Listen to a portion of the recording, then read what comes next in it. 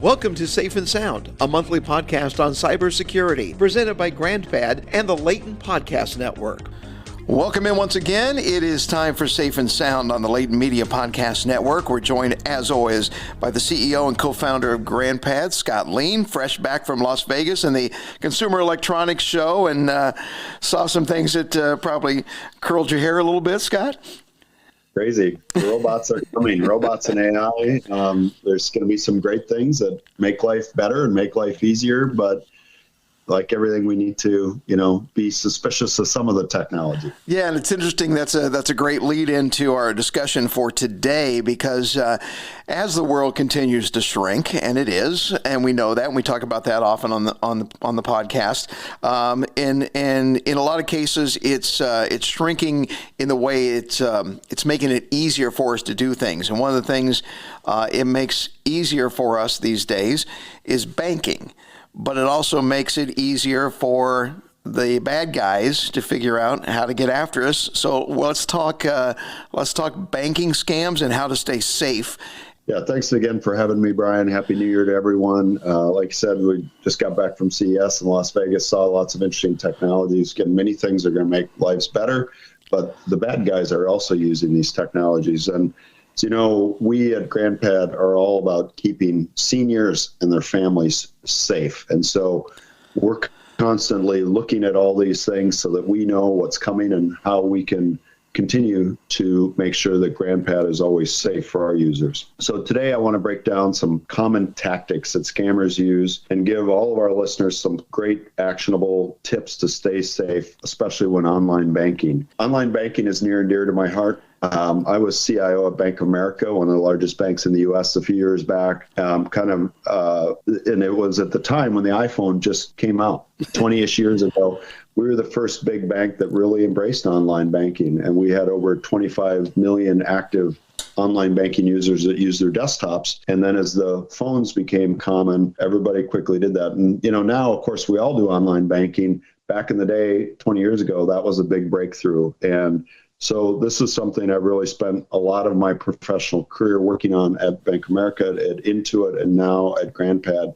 How can we help keep people safe? So I'll tell you a story about Kay in Virginia. She was an 80-year-old woman who lost her life savings after receiving a call from what she thought was her bank. The caller seemed legitimate, but it was all a lie. She ended up losing tens of thousands of dollars just in a matter of hours. So how did this happen? First off, one of the tactics we're seeing is just fake banking apps. These counterfeit apps look identical to the real ones, complete with realistic logos and interfaces. Scammers will send a link. If you download it and log in, they steal your credentials. So it looks like it's Bank ABC. You log in, you'll get some normal looking error message. Sorry, you can't log in right now. And now they have your user ID and password, right? That is a very common scam. So Scott, what's one of the, as people see these links and they're getting them, I assume, in an email or maybe even a text message, what's some of the things they should look for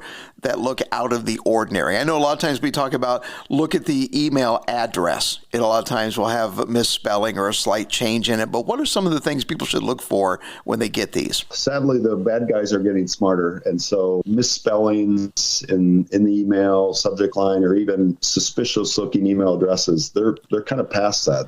You won't detect it. Don't click on links, whether it's a text message or email. Go to Google yourself in a separate window, type in your bank name. And usually, banks, so if you bank with Bank ABC, usually they'll come up as the first search result and it'll say sponsored. You'll click on it and you can see, like, this looks legit. You can look at that URL. This is bankabc.com, and you're much safer because now you're going directly and looking at. Go to their website, click on a link there, download the banking app directly from your bank's official website or trusted app store. Go into the Apple App Store, type in Bank ABC, go to the Google Play Store, type in Bank ABC, download your app directly. It would be very rare for my bank to send me an email and say, click here to download our app. I mean, I either already have it or I don't, but they're not going to just randomly ask me to download their app. That's right.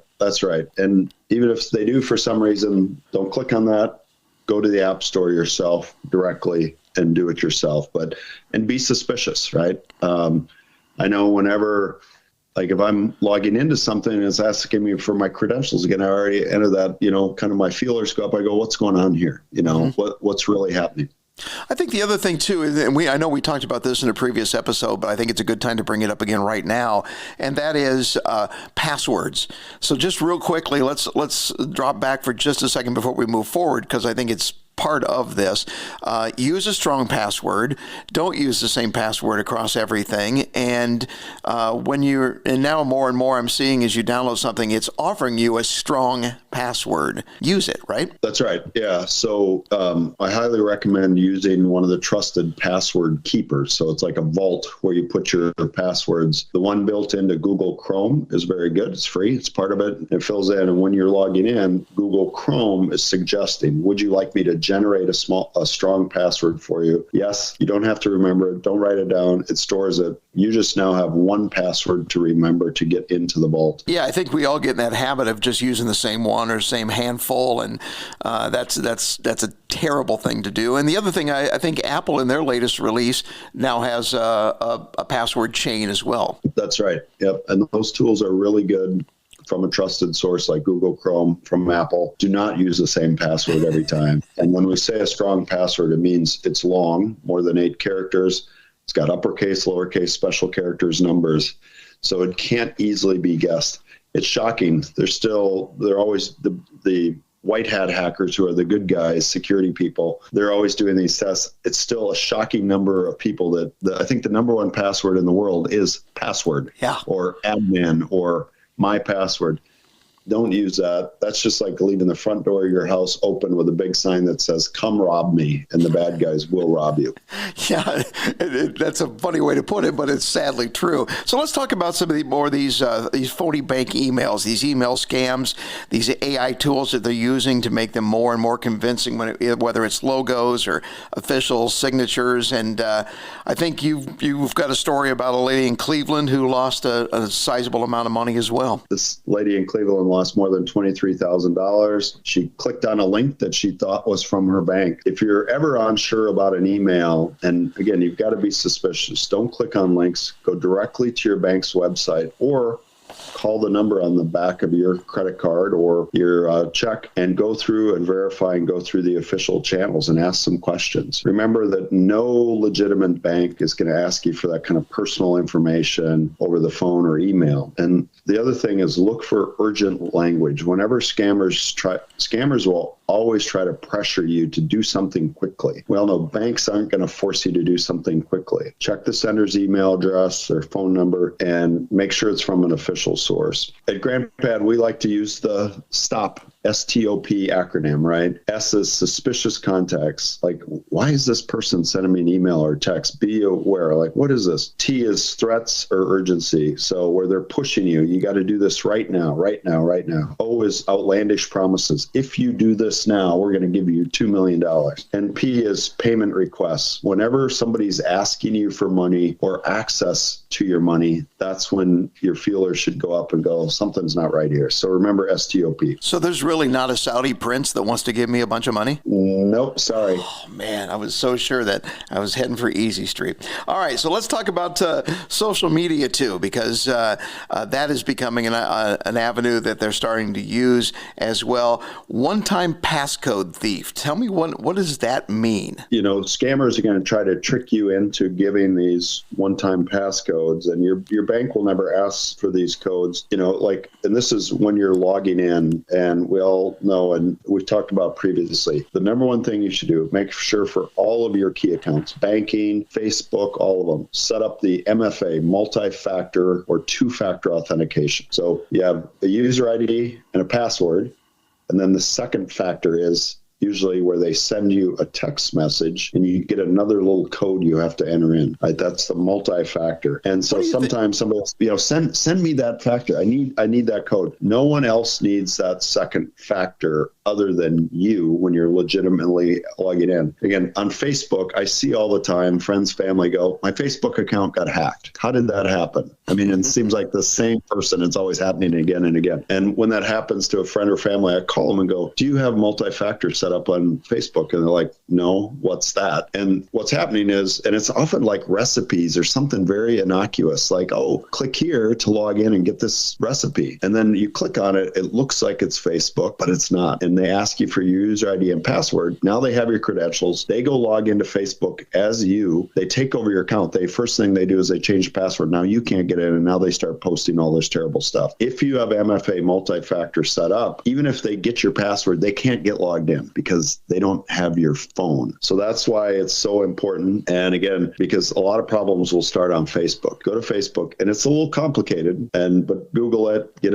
someone to help. You can always call GrandPad. We're happy to help with any of this stuff, whether you're a customer or not. Get multi-factor set up and everything. Is it a pain? Yes. Like, is it a pain to lock your door on the front of your house when you leave? Yes, it is. But do you want someone to rob you blind? Of course you don't. And so it's just a little extra step. And once you get used to it, it's easy. Do you think that's the number one reason most people don't do it? It's just because it's a pain? To your point? Yeah, it's an extra step. People think it's not going to happen to you. And with scams, I say for all of us of any age, it's not if you're going to get scammed, it's when and how bad it happens. And it's also the thing with scams is it's like if you and me are out in the woods and all of a sudden we get attacked by a bear and we're being chased by a bear, you don't have to be the fastest guy. You just you don't want to be the slowest guy. You just got to be faster than the guy you're with. That's right. And it's the same here. The hackers are quite lazy. They're going to go to the low-hanging fruit. They're going to go to where the most money is that they can get at in the easiest place. If you have user ID and a strong password and multi-factor, they're going to move on to the next person that has a password that is set weak and it's like something like password. And then they just get in and they rob you blind. I want to stay on this subject for just another second because it's a question that I've had personally for a while now. I know people say I got my Facebook got hacked. Well, sometimes really what it got was cloned, right?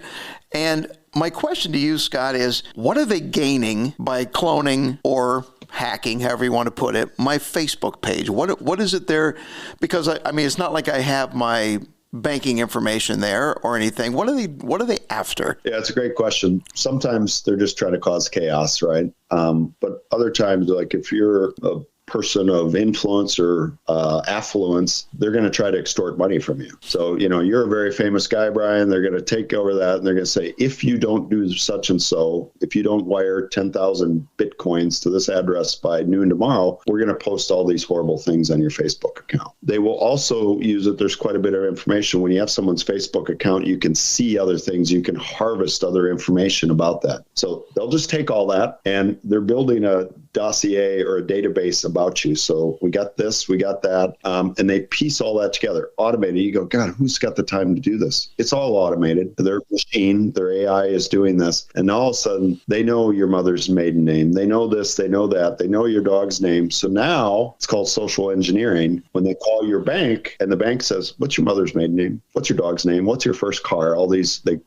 challenge questions, which people are moving away from them because they're very hackable. They build all that stuff up about you. So they're trying to get information that they can use to either steal money from you directly through your bank or extort money from you. One other thing I want to ask you about too, and again, then we'll get back to the subjects of that we had kind of outlined we wanted to talk about today, but I think it's important. I've been hit twice over the last probably 3 weeks with a text. And the text, and I know you and I have talked about this offline before, so I want to tell people about it online. I got a text that just said, hey man, how you been? And I don't know the number, don't recognize the number, not a contact for me.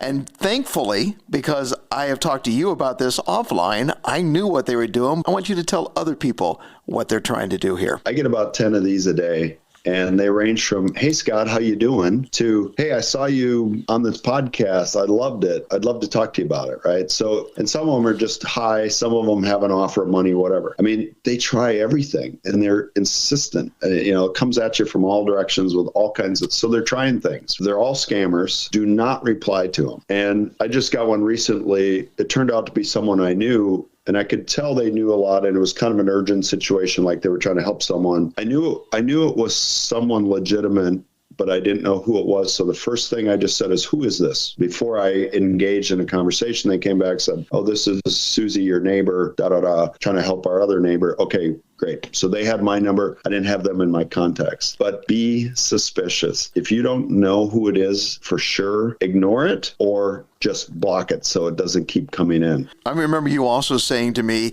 a lot of times they're just trying to find out if they've got a good phone number. That's right. I mean, they're casting the net. They're literally hitting millions of people a day. And if you respond, they go, oop, there's a person behind that number. Right. And then they start to play ping pong with you to engage you. And then the other big one, and I just saw this is happening here in Minnesota a lot right now, is you get a phone call and they may spoof someone's phone numbers, and it may look legit. They call you and go, hello, is this Scott? Yes. This is Scott. Hey, Scott. And they'll ask you a few questions and then they just hang up. And what they're doing is they're just trying to get a voice imprint from you. They're just trying to capture your recorded voice, which they then feed into AI. They train the AI machine, and now they can completely impersonate Scott's voice. Oh, boy. All right, so let's talk about some tips for prevention. These scammers, they rely on fear and urgency. They're pushing you. They want you to make a snap decision. What's our best defense? In the banking financial world, you got to keep an eye on your transaction history. So get your legit bank app, be reviewing things daily, weekly, monthly. Like these are all transactions. It's good. Like don't have credit card limits too high. You can set up all these alerts. So I get those. Like if you spend more than X dollars, you immediately get a ping so you can see it. So you can see any suspicious activity and transaction limits for any withdrawals or movement of money. The other thing that's really good is to get one of these credit card monitoring apps. So I use Credit Karma. That way, if someone opens a credit card account and is impersonating you and it's in your name, you'll immediately see there is a ping against your credit card. So you have to be vigilant. Follow up on it. Do your research on your phone. Block unknown numbers. Don't answer calls from unknown people. Keep your contacts. So, hey, here's all the people I know. All the major phone manufacturers and carriers like Verizon, T-Mobile, and AT&T are now putting in place things where you can see that it's Brian calling me and it says verified. And that's coming. But if you're not sure, be suspicious. Let it go to voicemail and then listen to it and go, oh, yeah, that is Brian calling me. It's okay. And again, it's sad that we have to be suspicious this way, but it's better to be safe than sorry. I personally, even though I'm a tech guy, I love phone calls and I'm not a texter. And because I think texting is actually very inefficient, I think there's a lot of miscommunication and it's easy to get scammed on text.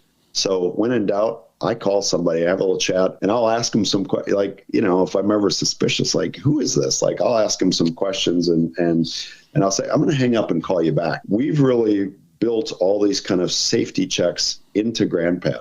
I invented GrandPad 10 years ago with my founding team to protect my mom, who was 80 at the time, from getting scammed. And so now it's not just seniors that can get scammed, it's people of any age, but GrandPad is really a great solution to bring together families, increase communication, and keep the bad guys out. Well, Scott, our time's up. It's been great once again. One of the things that I do want to mention, you just mentioned your fantastic company, GrandPad, and we talk every time we do one of these about scams, and I think one of the things that I don't want to ever get lost is you don't have to be a GrandPad customer to get help from your team. That's right. Anybody can call us anytime. Call us 24 hours a day at our 800 number, 888-904-4723. Go to our website, grandpad.net. We've got a little chat window there. If you're shy and want to just chat with us, you can see our product. And for all of us younger people, the key thing is call the seniors in your life. Talk to them frequently. We're all in the car or whatever. We have our cell phone. You're sitting waiting for somebody. Call grandma, grandpa, mom, dad, neighbors. Just ask them how they're doing. Sadly, there's a lot of loneliness among seniors,